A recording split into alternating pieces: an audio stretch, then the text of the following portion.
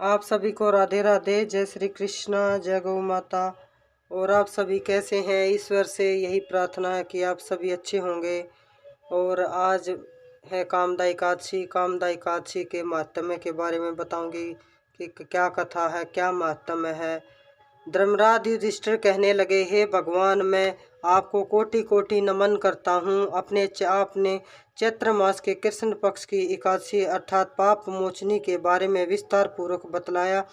अब आप कृपया करके चैत्र शुक्ल एकादशी का क्या नाम है तथा उसकी विधि क्या है, क्या महत्व है, कृपया करके बताए। भगवान श्री कृष्ण ने कहा, हे धर्मराज, चैत्र मास के शुक्ल पक्ष की एकादशी का नाम कामदा एकादशी है। नाम से ही जाना जाता है। एक समय की बात है, यही प्रश्न राजा दिलीप ने गुरु वशिष्ठ जी से किया था और जो समाधान उन्होंने बतलाया वही मैं तुम्हें कह रहा हूँ।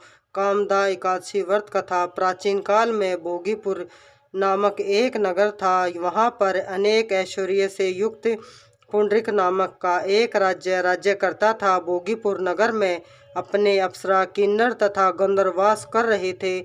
उनमें से एक जगह ललिता और ललित नाम के दो स्त्री पुरुष अत्यंत वैभवशाली घर में निवास कर रहे थे। उन दोनों में अत्यंत स्नेह था, वहाँ तक कि अलग अलग हो जाने पर दोनों व्याकुल हो जाते थे।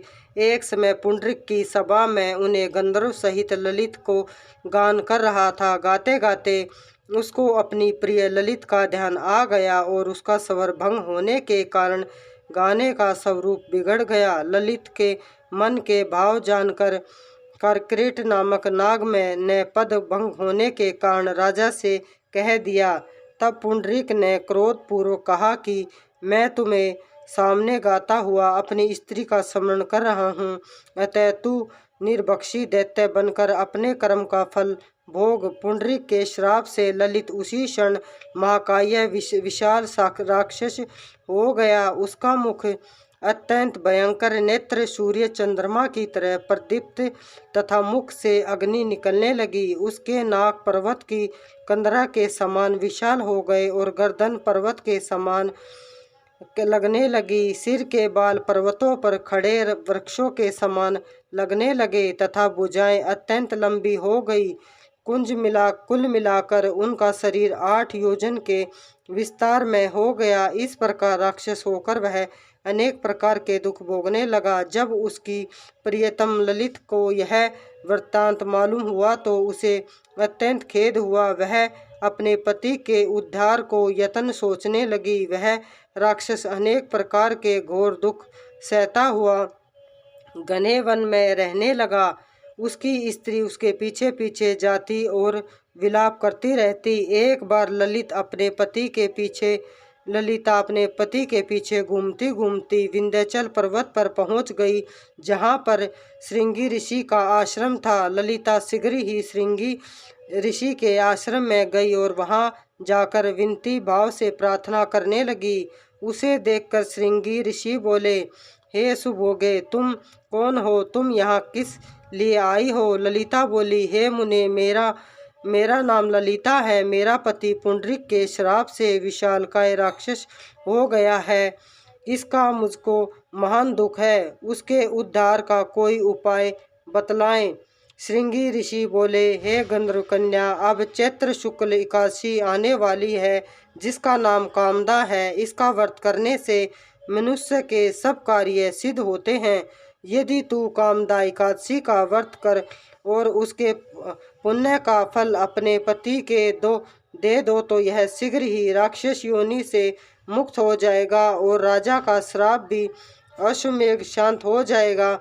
मुनि के ऐसे वचन सुनकर ललिता ने चैत्र शुक्ल एकादशी आने पर उसका व्रत किया और द्वादशी को ब्राह्मणों के सामने अपने व्रत का फल अपने पति को देते हुए भगवान से इस प्रकार प्रार्थना करने लगी, हे प्रभु, मैंने जो यह व्रत किया है इसका फल मेरे पतिदेव को प्राप्त हो जाए, जिससे वह राक्षस योनि से मुक्त हो जाए।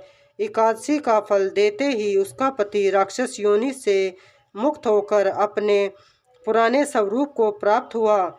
फिर अनेक प्रकार वस्त्र आभूषण से युक्त होकर ललिता के साथ विहार करने लगा। उसके पश्चात वे दोनों विमान में बैठकर स्वर्गलोक को चले गए। वशिष्ठ मुनि कहने लगे, हे राजन, इस व्रत को विधि पूर्वक करने से समस्त पाप नाश हो जाते हैं तथा राक्षस आदि को योनि भी छूट जाती है। संसार में इसके बारे में बराबर कोई भी दूसरा व्रत नहीं है। इसकी कथा पढ़ने या सुनने से वाजपेयी यज्ञ का फल प्राप्त होता है। आज की कथा में इतना ही। आप सभी को राधे राधे और कामदा एकादशी की आप सभी को ढेर सारी शुभकामनाएं। और आज है कामदा एकादशी का व्रत और ये मेरे राधा माधव के आज के दर्शन। और आप सभी को भी कामदा एकादशी की ढेर सारी शुभकामनाएं। और आप भी एकादशी का व्रत करें और व्रत भी नहीं कर पाए तो पूजा अवश्य करें और गौ सेवा इस दिन हो सके तो गौ सेवा करें और फलाहार आदि का सेवन करें। और आज है कामदा एकादशी। आप सभी को ढेर सारी शुभकामनाएं। आप सभी को राधे राधे राधे राधे।